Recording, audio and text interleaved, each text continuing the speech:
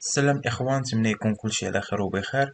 اليوم جيت نبارطاجي معكم الشروط المشاركة في المباراة القوات المسلحة الملكية للجنود من الدرجة الثانية، بالنسبة للناس اللي بغاو يدفعوا العسكر اللي غيكون من الدرجة الثانية، دوزيام كلاس. وبالنسبة لهاد الجنود ديال دوزيام كلاس ولا العسكر دوزيام كلاس راه يمكن لهم يدفعوا لهم يا إما بنات ولا دراري، وماشي ضروري يكون عندهم الباك. حتى الناس اللي ما شادينش الباك راه ممكن يدفعوا العسكر دوزيام كلاس ويتقبلوا. خاص غير يكون فيه الشروط اللي هما طالبين، من غير زعما انه يكون شاد الباك. المهم نبداو في الشروط اللي تيطلبوا بالنسبة للمترشحين للجنود من الدرجة الثانية.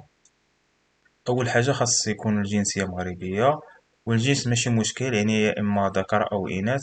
كان شحال هادي غير الذكور هما اللي تيدفعوا العسكر، مي دابا راه مبقاش غير الذكور، حتى الإناث ممكن يدفعوا العسكر، الجنود الدرجة الثانية. وأن يكون مرشح عازبا، هذه ضروري خاص تكون، حيت كاينين شي وحدين تيكونوا هكا يا إما مجوجين ولا شي حاجة باش يدفعوا، ولكن راه تيرفضوهم، حيت ضروري خاص تدفع حتى هاديك شهادة العزوبة.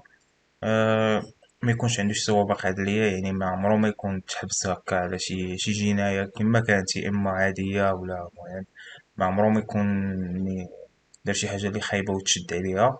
في العمر ما بين 18 حتى ل 22 سنة، لغاية 1 يناير. إلا كنتي فتي 22 عام قبل من 1 يناير 2022، صافي راه ميمكنلكش تدفعلهم. ما خاصش تكون فايت 22 عام، من 18 ل 22. الحالة الجسمانية خاص تكون مزيانة، ما تكونش فيك شي ضربة، ما تكونش من دوك النوع ديال الدراري اللي تيضربوا يديهم. تكون الصحة ديالك مزيانة، ما يكونش فيها شي عيب خلقي، ولا ما تقدش تمشى مزيان، ولا ما تقدش دير سبور ولا شي حاجة. ضروري خاص تكون البنية الجسمانية تكون مزيانة وسليمة. تكون البطاقة الوطنية التعريف، تكون عنده لاكارت ناسيونال، ويكون ملقح، حيت ضروري يكون ملقح. إلا ما كانش ملقح راه غادي يديروا له تلقيح تماك ديال كوفيد. صافي من بعد باش غادي يكونوا فيك هاد الشروط هذا، غادي خاص تكون تقبلتي من طرف اللجنة الانتقاء الأولي. صافي اوتوماتيكمون باش غادي تقبل، راه غادي دوز. صافي. ومن بعد ما يكونوا هاد الشروط كاملين فيك، ضروري ما خاصك تدفع بعدا اول حاجه اونلاين. المهم راهم دايرين واحد السيت فين تدفع اونلاين، غير هو هاد الايامات ما خدامش، ما عرفتش بالضبط علاش ما خدامش. وقيلا يا اما السيرفور طايح، ولا عندهم شي مشكل في السيت وتيقادوه. المهم اخر اجل ديال الترشح، ولا باش تقيد اونلاين، هو 3 اكتوبر 2022. ولكن من الاحسن تدفع في هذا الشهر هذا، ما تخليش حتى يبقى لك هكا واحد 3 ايام ولا 4 ايام عاد تدفع، حيت شي مرات يكون ديك الساعه كلشي باغي يدفع ديك الوقيته، والسيرفور تيتقال، والسيت تيتقال، وتتقد انت باش تدخل ما تتقدش تسجل في الوقيته اللي خاصك تسجل فيها، فهمتي. والسيت تيكون يا اما تقيل يا اما كاع تيطيح، فهمتي. ومن بعد تيقد كاع يفوت عليك الوقت.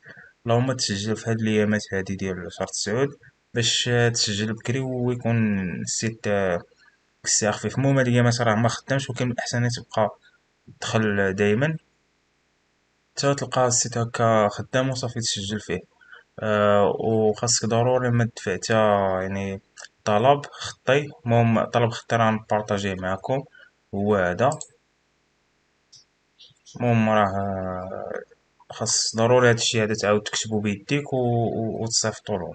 صافي من بعد باش غادي تدفع لهم وغتصيفط لهم، راه غادي يعطولك ديك الساعة باش تجي تلتحق بهم وتدوز الاختبارات اللي هما دايرين، اختبار ديال السبور، ويديروا لك لا فيزيت. المهم ويديروا لك كاع داكشي الاخر اللي ينتقيو به الدراري ولا البنات اللي يزيدوا عندهم. ومهم خاصك تكون موجد راسك ان شاء الله للمباراة. المهم هادشي اللي كان، نتمنى الفيديو يكون عجبكم، وما تنسوش تبارطاجوه مع الناس اللي انتريسي بالعسكر وباغيين يدخلوا للعسكر. المهم تقد شي معلومات تفيدهم. من هادشي اللي قلت، ونتمنى لكم التوفيق. نهاركم مبروك.